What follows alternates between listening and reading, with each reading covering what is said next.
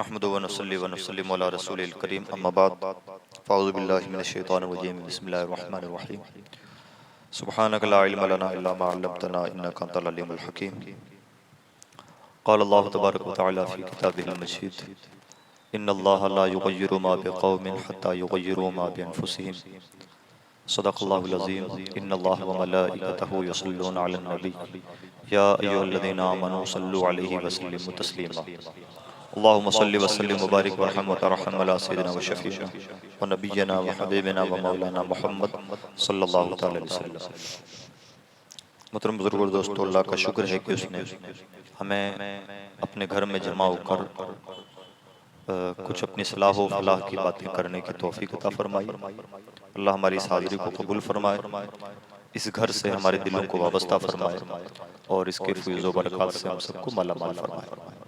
आवाज़ सिंपल कर दीजिए, सिंपल कर दीजिए, आवाज़ इको बंद कर दीजिए। मैंने एक आयत करीमा आपके सामने पेश की है।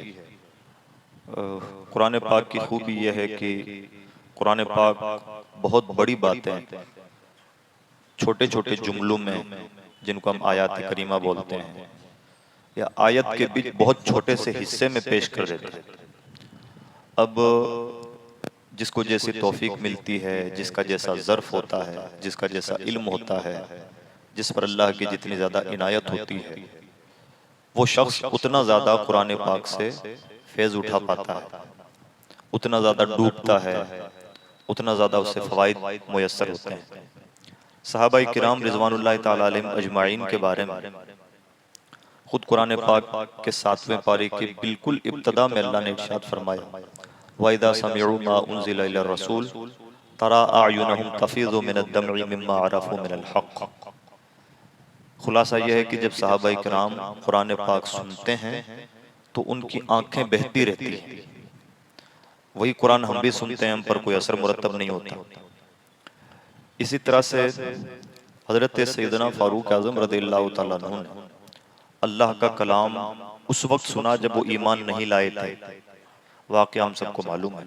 सूरह ताहा की कुछ आयतें उन्होंने सुनी और उन आयतों ने उनके दिल पर ऐसी चोट की कि उनका दिल निहायत बेचैन हुआ। और कहाँ तो नबी अकरम सल्लल्लाहु अलैहि वसल्लम का काम तमाम करने जा रहे थे और कहाँ आपके कदमों में आके ढेर हो गए। तो यह है कुरान पाक, जो दिल बदलता है और अल्लाह के कलाम की जो तासीर हो सकती है उसकी शान बहुत जुदा है। शर्त यह है कि हमें इम्पोर्टेंस मालूम हो, हम कुरान पाक की तिलावत को लेकर, उनकी आयतों को लेकर उतने सीरियस हों जितना सीरियसनेस अल्लाह की किताब को चाहिए। कुरान पाक तो कुरान पाक है, फकीरों की बातें दिल बदल देती हैं। चंद जुमले इंसान को उलट पलट कर देते हैं। शर्त यह है कि किसी के दिलो दिमाग में बात बैठी हुई हो कि मैं जिसके पास हूँ वो फकीर है कैसा, वो शख्स कैसा। तो अल्लाह के कलाम का तो दुनिया का कोई कलाम मुकाबला कर ही नहीं सकता। हाँ, हमारी परेशानी यह है कि हमने कुरान पाक को सिर्फ तिलावत की किताब, कुरान खानी की किताब, तबर्रुक की किताब समझ लिया है। तो उसकी वजह से सीरियसनेस नहीं पैदा हो पाती, और सीरियसनेस पैदा नहीं होती तो कुरान गैरत वाली किताब है, जो इस पर जितनी ज्यादा तवज्जो देता है उतना नवाजता है, और जो इसको लेकर जितना कम संजीदा होता है उतना महरूम रहता है। ये सीधा सा फलसफा है। आप हम कुरान पर जितनी तवज्जो, कुरान उससे ज्यादा हम पर तवज्जो देगा, लेकिन ये तवज्जो की इब्तिदा हमें करनी होगी। ये जरा साइड की बातें हो गई। मुझे इस ज़िम्न में तो सिर्फ इतनी सी बात कहनी थी कि अल्लाह की किताब बड़े बड़े फलसफे, बहुत लंबी चौड़ी बातें, लंबी चौड़ी तारीखें चंद जुमलों में समेट देती है। मैंने जो आयत करीमा तिलावत की, उस आयत का भी यही हाल है। अल्लाह ने इरशाद फरमाया, इन्नल्लाहा ला युग़य्यिरु मा बिक़ौमिन हत्ता युग़य्यिरु मा बिअनफुसिहिम। बा मुहावरा खुलासा आसान तर्जमा यह है कि बेशक अल्लाह किसी भी कौम के हालात उस वक्त तक नहीं बदलता जब तक कि कोई कौम अपने हालात बदलने की पहल ना करे। ये उसका खुलासा है, निचोड़ है। यानी पहला कदम हमें बढ़ाना है, फिर अल्लाह की रहमतें मदद फरमाएंगी और हालात बदलते चले जाएंगे। शर्त यह है कि पहला कदम हम बढ़ाएं। तो अब इसकी भी फिर कई तफसीलात हैं और इसकी असल तशरीह, इसका असल बुनियादी मकसद तो यह है कि इंसान अपने आप को वैसा बना ले जैसा अल्लाह चाहता है कि मेरा बंदा बने, तो मसाइल का 100% हल है। मिसाल के तौर पर हमारे यहाँ इस वक्त इस्लामोफोबिया, इस्लाम दुश्मनी बहुत ज्यादा है और ये निज़ाम कुदरत है कि कभी दोस्ती का हाथ दुनिया बढ़ा देती है, कभी दुश्मनी का बढ़ा देती है, कभी आंधियां चलने लगती हैं, कभी ठंडी हवाएं चलती हैं, कभी मौसम गर्म हो जाता है। जो निज़ाम मौसम का है वही दिलों के मौसम का है। कभी खल्क़े खुदा के दिल किसी की तरफ राग़िब हो जाते हैं, कभी बेजार हो जाते हैं। इस्लाम की खूबी यह है कि इस्लाम का सूरज न तो गुरूब होता है, न इस्लाम को दबाया जा सकता है, न कुचला जा सकता है, न इस्लाम को खत्म किया जा सकता है। खत्म किया जाना तो दूर के बाद, दबाया कुचला भी नहीं जा सकता।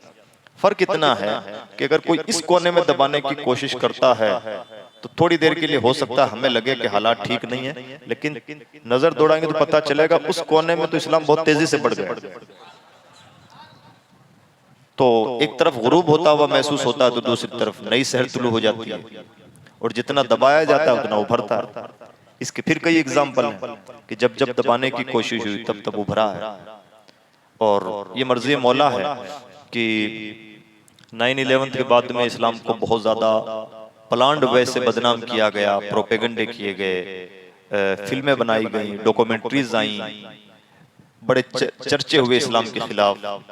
जब बहुत ज्यादा इस्लाम के खिलाफ जहर उगला गया तो लोगों ने इस्लाम को पढ़ना शुरू किया और जिन ममालिक में पर ईयर 10,000 लोग कलिमा पढ़ते थे, कलिमा पढ़ने वालों की तादाद 40,000 हो गई। तो ये भी निज़ाम कुदरत है। हो सकता है कि अल्लाह की मर्जी ऐसी हो कि दुश्मनी उरूज पर पहुंच कर लोगों के दिमाग में आइडिया आए कि जरा समझें तो सही ये भला क्या है। और जिस दिन ये समझना शुरू किया, इस्लाम यहाँ तक पहुंचा तो यहाँ से यहाँ तक पहुंचते हुए देर नहीं लगा। ये इस्लाम का कमाल है। अलबत्ता हमारी अपनी जिम्मेदारियां हैं। ये तो निज़ाम अपना काम कर रहा है, निज़ाम कुदरत, और अल्लाह का इरशाद है, बल्कि कितना तसल्ली आमेज इरशाद है। अल्लाह फरमाता है वल्लाहु मुतिम्मुन नूरिही वलौ करिहल काफिरून। अल्लाह अपने नूर को पूरा करके ही रहेगा, होना है, वलौ करिहल काफिरून। दूसरी जगह इसी के जस्ट बाद इरशाद फरमाया वल्लज़ी अरसला रसूलहु बिल हुदा व दीनिल हक़ लियुज़हिरहु अलद्दीन कुल्ली।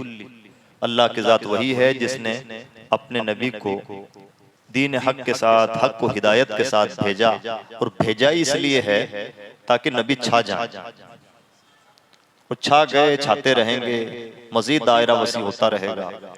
1500 साल के टाइम पीरियड में 13 और फिर 313 और 40 से 200 करोड़ तो हो गए। 800 करोड़ की आबादी में से 200 करोड़, और ये तादाद अल्लाह की मर्जी के मुताबिक बढ़ती घटती रहेगी। ये तो होना है। सवाल इसमें यह है कि क्या हमने भी इसमें कोई तीर मारा है? जो अल्लाह की मशीयत काम कर रही है, जो निज़ाम में कुदरत काम कर रहा है, वो तो कर रहा है। क्या हमारा भी इसमें कोई शेयर है? दो बातें। एक तो एक मस्जिद बड़ी खूबसूरत है, बड़ी शानदार है, ये भी बहुत अच्छा, इधर से भी बहुत अच्छी लग रही है, बहुत अच्छी बात। आपने इसमें कुछ किया है? यह है बुनियादी बात। आपका इसमें कोई शेयर है? चलिए शेयर ना सही, क्या आप बनी बनाई खूबसूरत मस्जिद को आबाद कर रहे हैं? कितनी, चलिए मान लेते हैं कि आप कह दें जनाब मैं शेयर तो कुछ मेरा इसमें नहीं है, इसलिए कि मैं बड़ा गरीब आदमी हूं, आपका बहाना मान लिया। यहाँ पर आरामदेह मस्जिद आपके लिए बनाई गई है, ठंडी हवाओं का इंतजाम है, अब इसको आप आबाद करें, इसमें कौन सी गरीबी रास्ते का रोड़ा बन रही है? कितना टाल मटोल। इस्लाम के फरोग में कुछ हाथ नहीं बटा सके ना सही, अपने आप को तो मुसलमान बना लो, और यही इस्लाम का मुतालबा है। अल्लाह ने इरशाद फरमाया या अय्युहल्लज़ीना आमनू आमीनू, ए ईमान वालो ईमान वाले बन जाओ। दूसरी जगह फरमाता है या अय्युहल्लज़ीना आमनू उदखुलू फिस्सिल्मि काफ़ा, ए ईमान वालो पूरे तौर पर इस्लाम में दाखिल हो जाओ। और ये हमसे सिंगल मुतालबा है। अगर हम पूरे तौर पर साहिबे ईमान बन जाएं, हमारे बहुत सारे काम यूं ही बन जाएं। तो ये हमसे मुतालबा है और ये हमें करना चाहिए। तो अल्लाह ने बुनियादी तौर पर जो बात इरशाद फरमाई, मैंने जो आयत करीमा आपके सामने तिलावत की है, अल्लाह फरमाता है कि अल्लाह किसी भी कौम के हालात उस वक्त तक नहीं बदलता जब तक कि कोई कौम अपने हालात बदलने की पहल ना करे। हालात बदल जाते हैं अगर एक साहिब ईमान वाक़तन साहिब ईमान बन जाए, और उसके बहुत एग्जाम्पल हैं। हमारे वाली हजरत सुल्तानुल हिंद ख्वाजा गरीब नवाज ही की मिसाल ले लें। हमसे दुश्मनी जबकि हमने कोई तीर नहीं मारा, और जिसने 90 लाख की काया पलटी वहां फूल। यह निजाम काम तो उन्होंने किया, हम तो उनके काम को ढंग से बचा भी नहीं पा रहे हैं, संभाल नहीं पा रहे हैं, जान नहीं पा रहे हैं, पहचान नहीं पा रहे हैं। पता क्या चला, अजब निजाम में कुदरत है कि वो हजरत मूसा अलैहिस्सलाम की परवरिश उसी शख्स से करवा लेता है जो बच्चों को इसलिए मरवाता रहा कि कहीं मूसा पैदा ना हो जाए। यही उसकी निजाम, किस से कौन सा काम ले ले, किस तरह से ले ले। इसलिए जिसने उसके आगे सरेंडर कर दिया वो सबसे कामयाब। हमारा अलमिया यह है कि हम इतने होशियार, इतने चालाक, इतने समझदार, इतने इल्म वाले हो गए हैं कि दुनिया में हर जगह कैलकुलेशन करते हैं, दिमाग लगाते हैं, और जहां उसकी बारगाह में सरेंडर करने का मौका आता है वहां सरेंडर नहीं करते। एक उसी की बारगाह तो ऐसी है जहां अक्ल का नहीं इश्क का काम था, हमने वहां पर भी अक्ल का इस्तेमाल करना शुरू कर दिया। और इसी वजह से सबसे बड़े बेवकूफ हैं कि जो चाहता है बेवकूफ बना के चला जाता है। 75 साल से बेवकूफ बन रहे हैं, 5-5 साल से फुटबॉल बनते हैं, कोई पुरसान हाल नहीं, खून पानी की तरह है। जो चाहता है थप्पड़ मार के चला जाता है, जो चाहता है लिंचिंग कर देता है, जो चाहता है गाली गलौज कर देता है। कोई सहारा देने वाला, कोई पूछने वाला, कोई पुरसान हाल नहीं। क्यों? इसलिए कि जहां से पुरसिश हो सकती थी वहां आई तो नहीं रहे हैं। सरेंडर करेंगे कोर्ट में जाके, पुलिस स्टेशन में जाके, जहां मिलेगा डॉक्टर के आगे जाके सरेंडर करेंगे। और जहां पर आके सरेंडर करना चाहिए था वहां बिगड़ जाते हैं। वहां राजनीति होती है, वहां तेरी मेरी होती है, सियासतें होती हैं, मिसयूज होता है। तो ये जब चीजें पैदा हो जाती हैं तो उसका बदतरीन खमियाजा भुगतना पड़ता है। अल्लाह की बारगाह ऐसी बारगाह है जहां किसी अकल का इस्तेमाल नहीं होना चाहिए था, जहां लकीर के फकीर, जो जितना ज्यादा लकीर का फकीर उतना ज्यादा कामयाब। इसीलिए जन्नतियों के बारे में फरमाया गया कि अहले जन्नत में बड़ी तादाद भोले लोगों की होगी। कुछ लोग उसका तर्जमा बेवकूफ कर देते हैं। बेवकूफ नहीं, बेवकूफी अलग चीज है, भोलापन अलग चीज है। बेवकूफी बुरी बात है, भोलापन ठीक है। इसी तरह से अक्लमंदी अलग है, शातिर होना अलग है। अक्लमंदी अच्छी चीज है, शातिर होना बुरी बात है। दुनिया कंफ्यूज कर देती है, जो शातिर है उसे अक्लमंद कहने लगती है, जो भोला है उसे बेवकूफ समझने लगती है। भोले लोग बड़े अच्छे, और भोला कैसा, उसकी मिसाल सुने हदीस पाक से। हुजूर की बारगाह में एक देहात के रहने वाले साहबी आए। देहात के लोग सीधे साधे होते हैं। उन्होंने हुजूर से पूछा, रसूलल्लाह मुझे बताइए इस्लाम क्या है। तो हुजूर ने समझा दिया, इस्लाम यह है कि तुम इस बात की गवाही दो कि अल्लाह के अलावा कोई इबादत के लायक नहीं, मैं अल्लाह का रसूल हूँ, और नमाज पढ़ना और इस तरह से रोजा रखना। जो समझाना था हुजूर ने मोटी मोटी 4-5 बातें उन्हें समझा दी, वही इस्लाम। और कमाल यह कि यही इस्लाम, यही 4-5 चीजें, यही इस्लाम। अल्लाह के अलावा कोई इबादत के लायक नहीं, सब मानते हैं, यही इस्लाम। मेरा नबी सैयदुल मुरसलीन है, अल्लाह के रसूल हैं, इसमें सब आ गया। इसी में आ गया कि कादियानी नबी नहीं हो सकता, इसी में आ गया कि हुजूर के बाद कोई नबी नहीं हो सकता, इसी में आ गया कि जब उन्हें अल्लाह का रसूल मान ही लिया तो उनकी सुन्नतें छोड़ के जाएंगे कहां। सब इसमें आ गया। नमाज कायम करना, रोजा, ज़कात, ये हुजूर ने समझा दिया।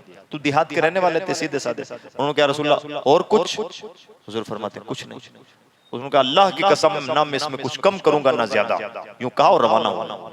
हुजूर उनको देखते रहे, इतना खुश हुए। फरमाते अगर किसी को जन्नती देखना हो तो उसे देख। अब बताइए उनकी क्या खूबी है? भोलापन, सीधे साधे लकीर के फकीर, और हुजूर की जबान के मुताबिक जन्नती। इस्लाम क्या है? निहायत सीधा सादा, सटीक, बेलाग, लाग लपेट वाला, और हद से ज्यादा चर्ब ज़बानियों वाला और शातिराना मिजाज का मजहब नहीं। और हमसे मुतालबा भी इस्लाम ये करता है। इस्लाम ये तो नहीं कहता कि आप मार्केट में ताला लगा दो, आप कहीं पहाड़ों में जाके पनाह ले लो, तस्बीह आपके हाथ से छूटने ना पाए। इस्लाम का सीधा सा मुतालबा है जनाब, दुनिया में रहो, जो कुछ करना है हलाल जायज तरीके से शरीयत के दायरे में करो। नमाज का वक्त हो जाए नमाज, हज फर्ज हो जाए हज अदा कर लीजिए, रमजान आ जाए रोजे रख लीजिए, साहिब इस्तिताअत हैं, अल्लाह ने 2 पैसे दे रखे हैं तो उनकी ज़कात अदा कर लीजिए। यही इस्लाम। इस्लाम का मुतालबा सिर्फ इतना है कि दुनिया में इतने मस्त ना हो जाओ कि सिर्फ पैसा कमाने की मशीन बन के रह जाओ। और ये इंसान की वाक़ईतन बड़ी बेवकूफ़ी है, इतना ज्यादा दुनिया में बिजी, इतना ज्यादा बिजी कि उसे किसी चीज के लिए कोई फुर्सत ही नहीं। और जो इस माया जाल में फंस गया तो उससे तो कभी निकलना नहीं। बल्कि हदीस में फरमाया गया कि इब्न आदम का पेट भरने वाली चीज सिर्फ कब्र की मिट्टी है। सोने से भरी हुई 7 वादियां मिल जाएं, 8वीं की तमन्ना करेगा। एंडलेस चीजें नहीं है, इसलिए कि ये जरूरतें नहीं है, जरूरतें तो अल्लाह पूरी फरमा देता है। ये तो जीनत के जुमरे में है कुरान पाक के मुताबिक। और जीनत एंडलेस चीज, क्या आप ये कह सकते हैं कि अब इस मस्जिद को इससे ज्यादा खूबसूरत नहीं बनाया जा सकता? जनाब इन पत्थरों की जगह सोना लगाया जा सकता है, कोई एंड है इसका? सोने को हटा दिया डायमंड लगाइए। जरूरत किस चीज का नाम है? जरूरत नाम है काम चल जाने का। 50 रुपए मीटर का कपड़ा आदमी पहने जरूरत, और वैसे चाहे तो 2 लाख रुपए मीटर का पहने, कौन रोकता है? वो सब जीनत। जरूरत अल्लाह सबकी पूरी फरमाता है, जीनतें ख्वाहिशें एंडलेस। इस्लाम का मुतालबा यह है कि जिस तरह का मुसलमान बन के रहना चाहिए, अपनी जिम्मेदारियां पूरी कीजिए, अल्लाह के फराइज ना छूटने पाए। अल्लाह ने जिन चीजों को हराम कर दिया है उनसे बच के रहना है, किसी का हक ना छीना जाए, बाकी आप आजाद हैं। और ये सच में वाकईतन बड़ी आजादी है। बाकी जो नफल चीजें हैं, मुस्तहब्बात हैं, आपकी मर्जी, आपकी तबीयत इजाजत दे, आपको मुनासिब लगे कीजिए, अच्छी बातें हैं, बोनस है, फायदा मिलेगा। नहीं करते हैं, इस्लाम भी पाबंद नहीं करता। हाँ, ये जो करने के काम ये नहीं छूटने चाहिए, सरहद क्रॉस नहीं होनी चाहिए। तो अजीज दोस्तों, ये है पहली चीज जहां से तरक्की का हर रास्ता खुलता है। हालात बदलते बदलते रहेंगे, इस्लाम बदलता बदलता नहीं। इस्लाम तो अटल है कयामत तक के लिए। तो इस्लाम हमें अपने हालात में तब्दीली के लिए सबसे पहला काम ये करना चाहिए कि हम अपनी हैबिट्स बदलें। और इसको यूं ना समझें कि यार मौलाना लोगों का तो काम ही है नमाज के लिए बोलना, और वो तो कहेंगे ही। जनाब, मौलाना आपको बोलने से मौलाना की कब्र में कुछ एक्स्ट्रा फायदा नहीं, कुछ एक्स्ट्रा काम नहीं होने जा रहा है। और आप नमाज नहीं पढ़ेंगे तो माज़अल्लाह मौलाना साहब को उसका खमियाजा नहीं भुगतना है। आप आकिल हैं, बालिग हैं, मुकल्लफ हैं, आप जाने, आपकी कब्र जाने। उसका तो शुक्र अदा कीजिए भाई, आपकी मेहरबानी कि आप हमारे बारे में इतना सोचते हैं। तो पहला काम ये है ठेठ घर के अंदर की बात। अब जरा सा घर के बाहर की बात करें। घर के बाहर की बात यह है कि हम जिस निजाम में रहते हैं, जिसे जमहूरियत कहते हैं, लोकतंत्र, डेमोक्रेसी में किसी भी कौम की तरक्की के लिए कुछ चीजें बहुत जरूरी होती हैं। उन चीजों में सबसे ज्यादा जरूरी चीज का नाम है एजुकेशन। यानी हम अंदर से अपने आप को मजबूत करना चाहते हैं, अपनी कब्र को मुनव्वर रखना चाहते हैं, अपने दिल को मुतमईन रखना चाहते हैं, तो उसके लिए है रूहानियत, इस्लाम, प्रैक्टिसिंग मुस्लिम बनना। यह है अंदर की बात। और मार्केट में जब आप पहुंचे तो मार्केट का उसूल क्या है? मार्केट का उसूल ये नहीं है कि आपसे कोई सवाल करेगा मार्केट में, जनाब आपने आज तहज्जुद की नमाज पढ़ी थी या नहीं। मार्केट का आपसे सवाल यह होगा कि आप पढ़े लिखे हैं या नहीं। मार्केट से मुराद इंडिया की मंडी, जमहूरियत। जमहूरियत में आपकी वैल्यू इस बात से तय होगी कि आप तालीम याफ्ता है या नहीं। तालीम याफ्ता है तो वैल्यूएबल है, तालीम याफ्ता नहीं है तो जनाब 142 करोड़ की आबादी है, कहीं जाके मरिए, कौन पूछता है। वैसे भी जिन मुल्कों की आबादी ज्यादा होती है या जिन मुल्कों में गुर्बत होती है, वहां की जनता का हाल यूज एंड थ्रो से ज्यादा कुछ होता नहीं है। बड़े मुल्कों में जिन दवाओं के बारे में एक्सपेरिमेंट करना है कि ये दवाएं चल पाएंगी या नहीं चल पाएंगी, तो पहले सांप बिच्छुओं पर और जानवरों पर अप्लाई की जाती है कि जरा इनको चखा के देखो, मर जाते हैं तो इसका मतलब इस्तेमाल के लायक नहीं है, और जिंदा रह जाएंगे तो देखा जाएगा कि इस्तेमाल किया जा सकता है। और फिर वहां से उठाई जाती हैं तो गरीब मुल्कों में भेज दी जाती हैं, जरा इन छोटे छोटे कीड़े मकोड़ों जैसे मुल्कों में जाकर अप्लाई कर लो, देख लो, इंसानों पे चल जाती हैं तो ठीक हमारे काम आएंगी, नहीं चलेंगे तो यहाँ अगर 100-200 लोग कोई सिरप पीकर मर जाते हैं तो कौन पूछता है। हुकूमत भी पर्दा ढक देगी और इधर से कोई बयान आ जाएगा और उधर से कोई कहेगा कि हम गहनता के साथ जांच करेंगे और तब तक मुद्दा दब जाएगा। कौन पूछता है? यह है वैल्यू किसकी? जनता की। कहने के लिए कहा जाएगा कि जनता की सरकार, जनता के लिए, जनता की चुनी हुई। बोलने में ये बड़ी सुहानी बातें हैं। ईमानदारी है सिर्फ यहाँ, मार्केट में है झूठ। हमारा अलमिया यह है कि हम मार्केट में रहते हैं और यहाँ जहां ईमानदारी मिलती है, जहां से ईमानदारी का रास्ता तय होता है, वहीं से दूर है। तो मार्केट का बुनियादी सवाल आपसे ये, पढ़े लिखे हैं या नहीं? और पढ़ाई लिखाई की जब भी बात होती है तो हायर एजुकेशन की बात होती है, यानी जिसको शुमार किया जाता है वो है हायर एजुकेशन, आला तालीम। 10वीं 12वीं पढ़ाई नहीं, वो पढ़ाई के छोटे छोटे रास्ते हैं, तंग गलियां हैं। हाँ, ये भी सच है कि बड़े रास्तों तक पहुंचने के लिए, हाईवे तक पहुंचने के लिए काम यही पगडंडियां आती हैं, बुनियाद यही है, मजबूती यही चाहिए। वहां तो मजबूती हो ही जाएगी। तो मजबूती चाहिए, यहां बनना चाहिए वैसा। इन दोनों चीजों को बैलेंस करना होता है। अब उसमें भी कुछ और चीजें हैं, यानी तालीम याफ्ता है तो भारत में इज्जतदार, तालीम याफ्ता नहीं तो कहीं 500 रुपये पर डे की मजदूरी कर लीजिए, आप पर कोई पहाड़ की चट्टान टूट के गिर जाए, एक मजदूर मर गया, बस इतनी सी आपकी वैल्यू। कोई पुरसान, एक इलाके के छोटे से अखबार की छोटी सी न्यूज बनेगी तो बन जाएगी, यही है आपकी जिंदगी, वरना वो भी नहीं बनेगी। यही है वैल्यू। और अब मुझे बताइए, इंसान कितना पागल है जो इस दुनिया के लिए मारा जाता है, जिस दुनिया में उसके लिए एक छोटे से अखबार में इतनी सी जगह है, उसके लिए इंसान मरा जा रहा है। बच्ची की शादी में ऐसा ना किया तो लोग क्या कहेंगे और दुनिया क्या कहेगी। जनाब, दुनिया को फुर्सत ही कहाँ है कि आपको कुछ कहे।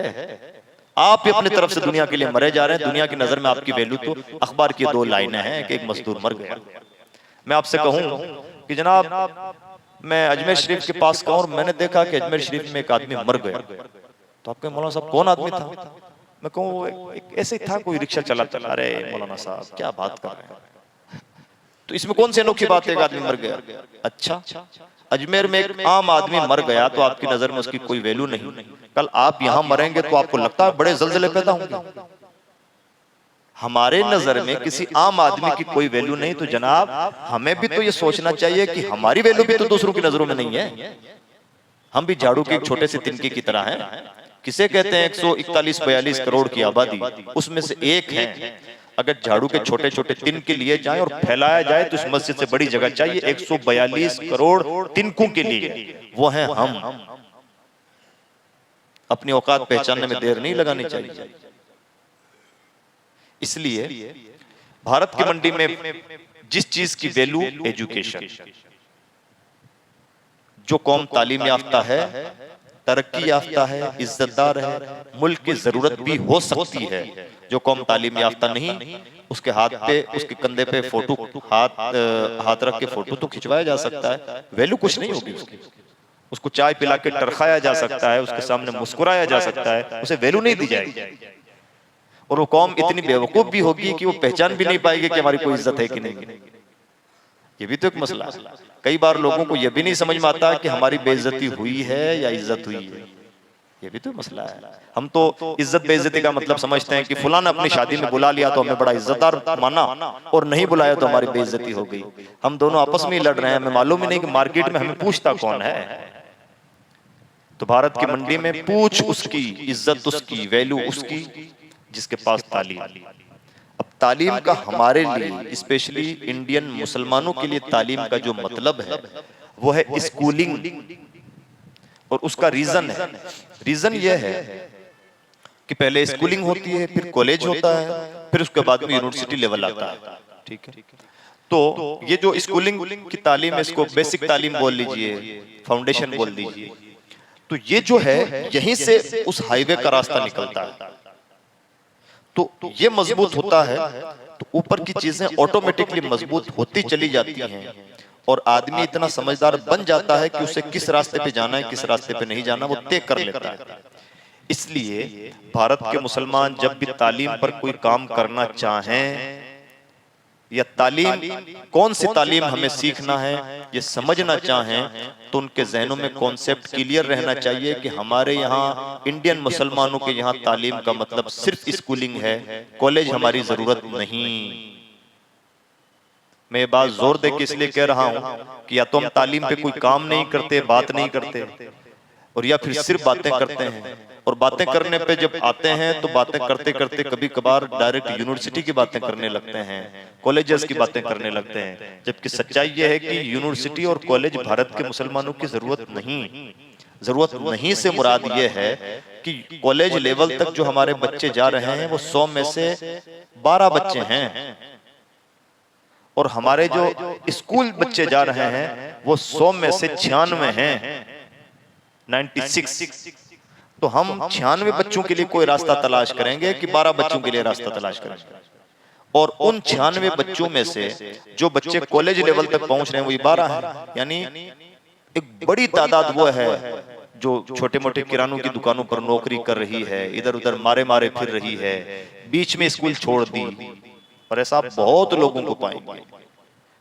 मेरी भी आदत है, आप भी तजुर्बा करके देखिए, जब भी किसी ऐसे बच्चे से मुलाकात करते हैं आमतौर पर जिसकी उम्र स्कूल जाने की होती है, उसे पूछते हैं बेटा पढ़ाई कहाँ तक की है, या पढ़ाई तो वो है क्या ज्यादा इसलिए नहीं कर पाए थे कि वो जरा घर के हालात ठीक नहीं थे, और वो ऐसा हो गया था और वो यूं हो गया था, वो जरा 8वीं तक भी पढ़ाई करके छोड़ दी थी। बहाना कुछ भी कर लीजिए, आप जाहिल हैं। बात कितनी भी घुमा फिरा के कही है, आप कहना ही चाहते हैं कि मैं अनपढ़ हूं। यह है हमारी जरूरत। अच्छा, स्कूलिंग में फिर एक और चीज है, और वो है क्वालिटी एजुकेशन। तालीम बिल्डिंग का नाम नहीं है, जब तक उसके अंदर क्वालिटी न पैदा हो, कॉन्फिडेंस न पैदा हो, उसका फाउंडेशन मजबूत ना हो। इसलिए कि इसको हल्के में मत लीजिए, यहीं से रास्ता निकलता है, इसकी कहीं गिनती नहीं है, लेकिन रास्ता भी यहीं से निकलता है। बिल्कुल ऐसे ही जैसे इस मस्जिद में सबसे बुनियादी चीज क्या है, इसकी बुनियादें हैं ना, इसकी नींव है। नजर आ रही है कहीं, गिनती में है। हम कहेंगे ये दीवार भी बड़ी खूबसूरत है, ये जालियां भी बहुत शानदार हैं, ये छत भी बहुत अच्छी है, फर्श भी बड़ा शानदार किया है। कोई नहीं कहता कि आपने इसकी नींव बड़ी मजबूत रखी है। किसी का दिमाग जाएगा, देखा हो तो बता देगा, वरना कहीं तस्करा नहीं होता। लेकिन सब कुछ जितने भी खूबसूरतियों की तारीफें हो रही हैं उसी की बदौलत हो रही है। तो उस नींव का मजबूत होना है क्वालिटी एजुकेशन। तो अजीज दोस्तों, मैंने क्या कहा, पहली बात, भारत के मुसलमानों की जरूरत है तालीम। तालीम का मतलब है स्कूल, स्कूल में भी क्वालिटी एजुकेशन। यह है भारत के मुसलमानों की जरूरत। कब? जबकि भारत के मुसलमान चाहें कि हमें तरक्की करना है, अगर आगे बढ़ना चाहते हैं, इज्जत हासिल करना चाहते हैं, अपनी नस्लों से गालियां सुनना नहीं चाहते। हम चाहते हैं कि हमारा परपोता ये ना कहे कि हमारे पुरखे कितने बेवकूफ थे कि उनके पास टाइम था, मालो मनाल था, लेकिन उन्होंने अपनी कौम के लिए कुछ नहीं किया। बिल्डिंगें तो बहुत बनाई, लेकिन काश हमारे लिए अच्छे स्कूल कायम कर दिए होते तो आज हमें नौबत ना आती। अगर हम चाहते हैं कि हमारी नस्लें हमें बुरा भला ना कहें तो ये करना होगा, वरना आहिस्ता आहिस्ता हालात हो सकता है कि ऐसे हों कि हमारी नस्लें हमें गालियां दें। दूसरी बात, अच्छा सेम यही फार्मूला अप्लाई होता है मदरसों पर।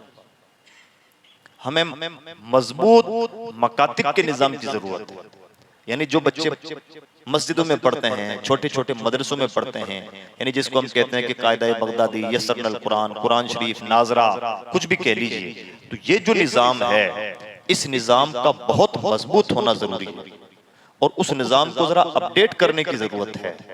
और उसी के लिए ये महफिल भी सजाई गई है। मैं एक बात कहने के लिए, वो इसलिए जरूरी है कि आज जितने भी लोग गुमराह हो रहे हैं, हम ये पाएंगे कि 25 साल का बच्चा जब इंजीनियर बन गया तो इंजीनियर बनने के साथ वो अहले सुन्नत व जमात से अलग हो गया। सवाल ये पैदा होता है कि 25 साल का वो एक रात में तो नहीं हुआ, 25 साल का होने में उसे 25 साल लगे होंगे। और आज से 10 साल पहले वो मस्जिद के मौलाना साहब के पास कुरान शरीफ पढ़ने जाता था और 5 साल तक कुरान शरीफ पढ़ता रहा, और उन्हीं मौलाना साहब का पढ़ाया हुआ उनका स्टूडेंट आज गुमराह हो गया। क्यों? क्या मौलाना साहब की कोई जवाबदेही नहीं बनती? मौलाना साहब अपनी पीठ तो थपथपा रहे थे कि ये जो इंजीनियर साहब हैं इलाके के, ये मेरे पास पड़े हुए हैं। आज जब वो गुमराह हो गया तो अब क्रेडिट किसको जाएगा? क्यों हुआ ऐसा? ऐसा इसलिए हुआ कि जो पढ़ाई का टाइम था वो सिर्फ हमने अलिफ बा ता सा पढ़ाने में या चंद चीजों में तो गुजारा, लेकिन अकीदे को मजबूत नहीं किया। ये सच है कि उस दौरान अकीदे को बहुत मजबूत नहीं किया जा सकता, वो बच्चा है, उसका लेवल छोटा है, लेकिन उसे इतनी शुद्ध बुद्ध तो दी जा सकती है कि कल के दिन अगर उसके अकीदे पर कोई चोट करे तो उसके दिमाग में कुछ बातें आए कि ये जो बातें मुझे सामने वाला बता रहा है ये कहीं गुमराही की बातें तो नहीं है, इसलिए कि मेरे उस्ताद ने तो मुझे कुरान शरीफ पढ़ने के दौरान ऐसी बात बताई थी। ये जरूरत है कि नहीं? कोई भी गलती छोटी गलती नहीं होती, और छोटा या बड़ा इंसान का विजन चीजों को बना देता है। मान लीजिए एक बच्चे ने बाप से कुछ पैसे मांगे, बाप ने खींच के थप्पड़ मार दिया, बच्चा गया सुसाइड कर लिया। बाप को मैंने बड़ी गलती नहीं की थी, मैं तो एक थप्पड़ ही मारा था। जनाब आपकी नजर में गलती बड़ी नहीं है, अल्लाह आपको समझ अता फरमाएगा तो आपको एहसास होगा। ठीक है, हमेशा थप्पड़ खा लेता था, उस दिन उसका मूड खराब था, उसने सुसाइड कर लिया, गलती बच्चे की भी है, लेकिन उस बच्चे से 10 गुना ज्यादा गलती है बदतमीज बाप की। तुमने थप्पड़ मारने को हल्की गलती समझा? तुम्हें एहसास ही नहीं है कि छोटी चीजें छोटी होती कैसे होती है और बड़ी कैसे होती है। जो बच्चा स्कूल जाते हुए पेंसिल चुरा लेता है किसी की और माँ बाप उसे रोकते टोकते नहीं या उसकी गलती की पकड़ नहीं करते, हम पाएंगे कि बड़ा होने के बाद वही बच्चा एटीएम चुराता है। मुजरिम कौन? वही माँ बाप जिन्होंने से 2 रुपए की पेंसिल चुराने दी। हम कहते हैं जनाब 2 रुपए की पेंसिल ही तो है, 2 रुपए की पेंसिल नहीं। आज उसका जहन ही इतना काम कर रहा है, उसकी जरूरत ही 2 रुपए की पेंसिल है, तो आज उसने वो चोरी की और कल उसकी ख्वाहिशें बड़ी हो जाएंगी, उसका दिमाग बड़ा हो जाएगा, हिम्मत बड़ी हो जाएगी तो चोरी भी बड़ी करेगा। गलती की कभी सरपरस्ती नहीं करनी चाहिए, गलती छोटी हो उसको वहीं दबा देना चाहिए, बड़ी गलतियां तो दूर की बात है। तो इसलिए हमें इन चीजों पर फाउंडेशन जो भी हो, चाहे स्कूल में फाउंडेशन हो कि मदरसे में, उसको बहुत मजबूत बनाना चाहिए। ये हमारी जिम्मेदारी है, वरना हो सकता है दुनिया तो हमें कुछ ना कहे, अल्लाह की बारगाह में जवाब देना मुश्किल हो जाएगा। बात सिर्फ इतनी सी नहीं है कि कौन स्कूल पढ़ रहा है कौन मदरसा, बात यह है कि अगर कौम के जाहिल रहने की वजह से पूरी उम्मत को जलील होना पड़ रहा है तो जवाब किसका है? जवाब कौन देगा? मिसाल के तौर पर इमाम साहब की गलती की वजह से तमाम मुक्तदियों की नमाज बर्बाद हो जाए और इमाम साहब कहें जनाब ऐसा तो हो जाता है, तो ये क्या बात चलेगी? आप इसको हल्के में ले रहे हैं। तमाम मुक्तदियों की एक वक्त की नमाज बर्बाद हो गई और आप इसको हल्के में ले रहे हैं। आपको एहसास है कि ये जुर्म कितना बड़ा है? हमारा प्रॉब्लम यह है कि हम बड़ी बड़ी गलतियों को भी बहुत छोटा बना के पेश करते हैं और हमें गलतियां चंद चीजें नजर आती हैं कि कोई खुल्लम खुल्ला शराब पी रहा है तो गलत कर रहा है। जनाब जो खुल्लम खुल्ला शराब पी रहा है वो बेशक हरामकार है, वो गलत कर रहा है, वो बहुत बड़ा कम नसीब है, लेकिन जो इज्तिमाई तौर पर फजूल खर्चों को रिवाज दे रहा है वो भी उतना ही बड़ा गुनहगार है जितना बड़ा गुनहगार वो। जो फैशन को प्रमोट कर रहा है और उम्मत का बेतहाशा पैसा फैशन के नाम पर बर्बाद हो रहा है वो भी उतना ही बड़ा मुजरिम है जितना वो। और इसी वजह से हुज़ूर नबी अकरम सल्लल्लाहु अलैहि वसल्लम ने साफ तौर पर इरशाद फरमाया, जिसने इस्लाम में किसी अच्छी चीज को रिवाज दिया, आगे आने वाले जितने लोग उस पर अमल करते रहेंगे उस रिवाज देने वाले को सवाब मिलता रहेगा। सेम इसकी उल्टी कहानी, अगर किसी ने पहली बार, मान लीजिए यहाँ डीजे साउंड कभी नहीं बजता था, पहली बार किसी को नशा चढ़ा और उसने कहा मैं तो अपनी शादी में एक काम करूंगा, और उसके देख हम देख आइंदा होने वाली शादियों में 10 लोग डीजे साउंड ले आए, अल्लाह तौफीक दे वो तौबा कर ले तो गनीमत, वरना सच ये है कि अब जो 10 शादियों में खुराफात हुई हैं उसका खमियाजा उस कमबख्त को भुगतना पड़ेगा अपनी कब्र में जिसने पहली मर्तबा इस जगह पर उसको रिवाज दिया। कोई गलती छोटी गलती नहीं होती। हम समझते हैं कि अपनी होशियारी से और अपने ठेठपन से पूरी कायनात का निजाम चला लेंगे, ऐसे नहीं चलता है। हाँ, उसकी मर्जी है, बड़ा करीम है, बार बार मोहलत देता है, अगर हम समझ जाएं तो अच्छी बात, नहीं समझते हैं तो उसका खमियाजा भुगतना पड़ता है। इसलिए स्कूलों का निजाम और मदरसों का निजाम दोनों बेहतर से बेहतर बनाने की कोशिश कीजिए। उसमें एक और काम है, जो स्कूल और मदरसे पहले से कायम हैं, मैं ये नहीं कह रहा हूँ कि आप हर बार नया स्कूल नया मदरसा बनाइए, पहले से जो स्कूल मदरसे बने हुए हैं उनको मजबूत कीजिए। नहीं बने हुए हैं और जरूरत महसूस हो रही है तो बना भी लीजिए, और जब भी स्कूल बनाएं, मदरसा बनाएं, कोशिश कीजिए कि दोनों को एक कर सकें। एक करने से मुराद मदरसे में कंप्लीट स्कूल की भी पढ़ाई हो और स्कूल में कंप्लीट मदरसे की भी पढ़ाई हो। और अगर हम चाहें तो ऐसा पॉसिबल है। ऐसा जैसे मिसाल के तौर पर हम लोग अभी दौरा कर रहे हैं, बात हुई एक एग्जाम, हम लोगों ने एक छोटा सा ट्रायल किया। नागौर राजस्थान का मैं रहने वाला हूँ, एक जगह शरानी आबाद, जैसा कि हजरत ने जिक्र फरमाया। और सोचने समझने के बाद में एक कॉन्सेप्ट लेके आए कि इस तरह का स्कूल बनाया जाए। और स्कूल की बात इसलिए कि जमाना बदल गया तो हमें भी अपनी पॉलिसी बदल लेनी चाहिए। समझदार कौमें वो होती हैं जो हालात के मुताबिक अपने आप को बदलती रहती हैं। जो कौमें अड़ियल होती हैं, जिद्दी होती हैं, हालात को नहीं समझती, दुनिया उनकी अकड़ निकाल देती है देर से। समझदारी ये होती है कि हालात के सांचे में ढलते चले जाइए। बहुत एग्जाम्पल है इसके। नोकिया कहीं नजर नहीं आता ना, छोटी सी अकड़ दिखाई थी। जब दुनिया एंड्रॉइड वर्जन में तब्दील हुई तो जावा में ही रह गया। हेकड़ी थी कि हम सबसे बड़ी कंपनी है। आज जो सबसे बड़ी कंपनी थी किसी के हाथ में है नोकिया मोबाइल। यह है निजाम जिसमें भी थोड़ी सी अकड़ आती है, एटीट्यूड आता है, जो अपने आप को बदलना नहीं चाहता हालात के सांचे में, दुनिया उसको ठोकरों पर रख के साइड में कर देती है।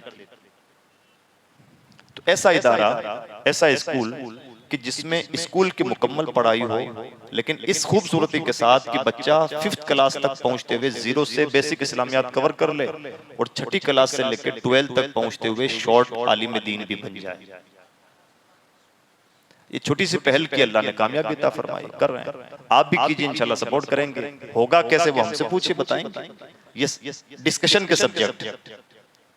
जब हम पहल करते हैं तो अल्लाह की तरफ से बड़ी मेहरबानी होती है, लेकिन यह है कि पहल तो हमें करना होगा।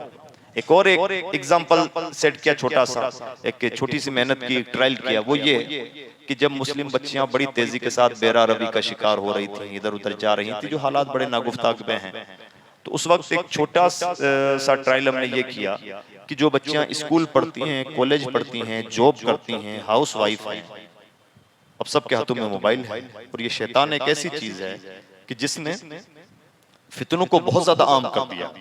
तो ऐसी बच्चियों के लिए घर बैठे बैठे आलिमियत का इंतजाम किया जाए। यानी वो बच्चियां कहीं जाए बिना घर बैठे बैठे आलिमा बन जाएं। सुबह शाम का टाइम दें, दिन में स्कूल जाना है जाएं, कॉलेज जाना है जाएं, जॉब करना है करें। सुबह का 1.5 घंटा, शाम का 1.5 घंटा टाइम दे दें और घर बैठे बैठे इंशाल्लाह 5 साल में आलिमा बन जाएंगे। 17 बच्चियों से शुरुआत की। अल्लाह का शुक्र है कि आज उन बच्चियों की तादाद 650 है और आलिमा बन रही है। और खुशी ये है कि वो बच्चियां हैं जो कॉलेज की, स्कूल की बच्चियां थीं, जो किसी मदरसे में रह के आलिमा नहीं बन सकती थी। मैं ये बात क्यों कह रहा हूँ? गुजरात की भी कई बच्चियां हैं। मैं इसलिए अर्ज कर रहा हूं ताकि हमें यह एहसास हो कि हम कदम बढ़ाएं तो सही।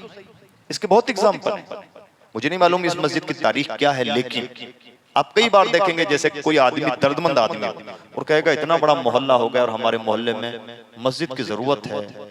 फिर जब उसके दिमाग में आइडिया आएगा तो वो ट्राई करेगा कि जमीन की क्या कीमत है, तो पता चलेगा 2 करोड़ की जमीन है। तो गरीब आदमी ठिठुक के बैठ जाता है कि 2 करोड़ रुपए कौन जुटा पाएगा, किसकी हिम्मत है, जब होगा हो जाएगा। एक आदमी वो होता है, एक आदमी वो होता है, ठीक है 2 करोड़ कीमत तो बहुत ज्यादा है, लेकिन चलिए ट्राई करते हैं, अल्लाह मदद फरमाएगा। और वो आदमी एक से कहता है, फिर दूसरे से कहता है, फिर तीसरे से कहता है, फिर इसी तरह से बातें घूमने लगती हैं। फिर एक दिन ऐसा होता है कि मोहल्ले के लोग जमा होते हैं और कहते हैं यार मस्जिद तो बनानी चाहिए, तो कीमत कितने लगेगी? तो जमीन की 2 करोड़ लगेगी, फिर बनाने का 1 करोड़ लगेगा। इस तरह बातें होते होते तो कोई कहता है चलिए 50 लाख मैं दे देता हूँ। देखिए हुआ ना। 2 एक आदमी ने जिसने कीमत के बारे में कैलकुलेट किया, थक हार के बैठ गया, मैं नहीं कर सकता, रह गया। और एक आदमी कहा चलो ट्राई तो करते हैं, कोशिश तो करते हैं, लोगों से बात तो करते हैं। अल्लाह ने ऐसे असबाब बना दिए, किसी ने कहा मैं 50 लाख दे दूंगा, किसी ने कहा 10 लाख दे दूंगा, किसी ने कहा मैं सीमेंट दे दूंगा, तब तक कोई बोला मैं सरिया दे दूंगा। हो गया ना। पहल तो करे इंसान। अल्लाह ने बिल्कुल यही बात की। अल्लाह किसी भी कौम के हालात उस वक्त तक नहीं बदलता जब तक कि कोई कौम बदलने की पहल ना करे। जनाब मैं तो पढ़ा लिखा हूं, नहीं हूं, लिहाजा स्कूल नहीं चला सकता, थक के बैठ गया। दूसरा इंसान, अच्छा स्कूल हमारी इतनी बड़ी जरूरत है, चलो साहब करेंगे स्कूल कायम। तो भाई यार आज मौलाना साहब आए थे, उन्होंने कहा था कि एक अच्छा स्कूल होना चाहिए, जरूरी है, इसलिए कि हमारे बच्चे गैरों के स्कूलों में जा रहे हैं और ठेठ कुफरियात परोसी जा रही हैं। कोई समझौता नहीं, फीस भी ले रहे हैं, बच्चे जलील भी हो रहे हैं, कुफर सीख रहे हैं। हमें कुछ करना चाहिए। उसने अनसुना कर दिया, दूसरे से कहा, उसने उसको थोड़ा सा समझ में आया, तीसरे ने कहा, उसने हाँ भर ली। होते होते होते बात हुई और एक हफ्ते बाद में पता चला चलो आज जमा होते हैं फलां के घर में, वहीं साथ बैठ के चाय पियेंगे और प्लानिंग करेंगे कि मोहल्ले में एक स्कूल कैसे बनाया जाए। और 2 हफ्ते बाद में पता चला स्कूल की बुनियाद रखी जा रही है। तो 2 सिचुएशन पहल हमें करनी है। इस्लाम मायूसी का मज़हब, थक हार के बैठ जाने का मज़हब नहीं है, ये हमें करना है। तो मैं उम्मीद करता हूं कि इंशाल्लाह ऐसा करेंगे। एक दूसरा पार्ट है बिजनेस का पार्ट। मैं तो कहता हूं गुजरात में बिजनेस सिखाने की जरूरत नहीं है, गुजरातियों की तबीयत में बिजनेस है। इतनी सी गुजारिश है, बिजनेस करें तो प्रोफेशनल बिजनेस करें, देसी अंदाज का नहीं, किस्मत के टिप्पू वाला बिजनेस नहीं। बिजनेस करें प्रोफेशनल अंदाज में करें, सिस्टम के मुताबिक करें, सीख सिखा करके भी करें और मॉडर्न स्टाइल में करें। अब उसके लिए डिजिटल मार्केटिंग भी सीखें, ई कॉमर्स भी सीखें, और अल्लाह तौफीक दे हैसियत हो तो कोशिश करें। बल्कि आपका तो प्लस पॉइंट है, गुजरात की तरक्की के राजों में से एक राज भी यह है कि आपके यहाँ पोर्ट्स बहुत हैं, बंदरगाहें बहुत हैं। तो कोशिश करें कि एक्सपोर्ट इंपोर्ट तक अपने बिजनेस को ले जा सकें, इसलिए कि बड़े बिजनेसमैन होते ही वो हैं जो एक्सपोर्ट इंपोर्ट करते हैं, बाकी तो दाल रोटियों का इंतजाम है। तो इसलिए इन चीजों पर तवज्जो देने की जरूरत है। मैं उम्मीद करता हूं कि इंशाल्लाह हम ऐसा करने की कोशिश करेंगे। अल्लाह हमारा शऊर बेदार फरमाए, हमें अपनी जिम्मेदारियों का एहसास अता फरमाए। हम दीन अपने आप में तन्हाइयों में हो तो बहुत दीनदार, मार्केट में हो तो मार्केट के उसूलों के मुताबिक, यानी नमाजी भी बहुत बड़े, दुकानदार भी बहुत बड़े, यह है खूबसूरत। नमाजी भी बहुत बड़े, तालीम याफ्ता भी बहुत बड़े, नमाजी भी बहुत बड़े, परहेजगार भी बहुत बड़े, और समझदार, क्वालिफिकेशन भी बहुत हाई। यह है मजे वाली जिंदगी। नमाज से हमें रूहानी सुकून, हमारी आखिरत वाबस्ता, और मार्केट में मार्केट के उसूलों के मुताबिक किसी के रहमो करम पर। कुछ और भी काम है जैसे SIR वाला काम है, लाजिमन कीजिए, उसमें कोई नरमी नहीं, कोई सुस्ती काहिली नहीं। इसी तरह से जो प्रॉपर्टीज वक्फ बोर्ड में रजिस्टर्ड हैं ऑलरेडी, उनका रजिस्ट्रेशन कंपलसरी है उम्मीद पोर्टल पर, तो होना ही होना चाहिए। जितनी भी मस्जिद कमेटियां हैं, कब्रिस्तान, ईदगाहें, मस्जिदों के खेत, मस्जिदों के मकान, मुसाफिर खाने, इमाम बाड़े, ईदगाहें, ये जितनी भी चीजें हैं, इन सब यानी वो चीजें जिनका पहले से वक्फ बोर्ड में रजिस्ट्रेशन है, उन्हें उम्मीद पोर्टल पर लाजिमन रजिस्ट्रेशन करवाएं। और जिनका नहीं है वक्फ बोर्ड में रजिस्ट्रेशन, वो ये तारीख गुजर जाने के बाद उनके रजिस्ट्रेशन का प्रोसेस पूरा करें, वरना अल्लाह की बारगाह में बड़ा जवाब देना मुश्किल होगा। मस्जिद कमेटी का काम सिर्फ लाइट पानी का बिल जमा करवाना नहीं होता, मस्जिद की सब कमेटी की सबसे बड़ी जिम्मेदारी होती है डॉक्यूमेंटेशन पे काम करना। और अगर किसी ने ये नहीं किया तो मुझे माफ कीजिएगा, आप कह रहे थे कि हमने 4 करोड़ की मस्जिद बनाई है, हो सकता है कब्र में इसीलिए ठोके जाएं कि अल्लाह के घर के बचाव के लिए तुमने जालिम अहद में वो काम नहीं किया जो तुम्हारी जिम्मेदारी थी। इसलिए इसको हल्के में ना लेना, इसको बहानों से टाले नहीं कि जो सबका होगा वो हमारा हो जाएगा, कौन आ रहा है, पहले भी कहते रहे हैं। ये हेकड़ी नहीं है, आपके घर का इशू नहीं है, अल्लाह के घर का बचाव की तदबीर है। या तो काम कीजिए या ओहदे से हट जाइए। अल्लाह का घर अखाड़ा नहीं बनना चाहिए, ये जिम्मेदारी है। कानून के नजर में आप मुजरिम हो कि ना हो, अब हो तब हो, अगर हमारी वजह से, हमारी कोताहियों की वजह से अल्लाह के घर पर कोई हर्फ आता है, अल्लाह की बारगाह के मुजरिम होंगे। तो ये है करने के काम, ये है जिम्मेदारियां। हर आदमी अपनी जगह एक्टिव हो, जिससे जो अपने बस में हो वो अल्लाह की मखलूक के लिए करने की कोशिश करे। ये काम का जमाना है, खैरखाई का जमाना है, अपने खर्चे कम कीजिए, जिंदगी सादा अंदाज की गुजारिए, मकान सादा, शादियां सादा, मस्जिदें भी सादा। ये मस्जिद बहुत ज्यादा डेकोर है, बहुत कीमती मस्जिद है, जो हुआ सो हुआ। नई मस्जिदें कहीं बनाएं, मदरसे बनाएं, कुछ भी बनाएं, कोशिश कीजिए स्ट्रक्चर खड़ा हो जाए, बस काम चल जाए। हमें ज़ेब नहीं देता कि हम बहुत ज्यादा डेकोर करें। 5 करोड़ की एक मस्जिद बनाने की बजाय बेहतर है 50-50 लाख की 10 मस्जिदें बनाइए। ये समझदारी है और ये जिम्मेदारी भी। तो इस तरह का अपना मिजाज डेवलप कीजिए। अल्लाह में तौफीक अता फरमाए। अस्सलाम वालेकुम व रहमतुल्लाहि व बरकातुहू।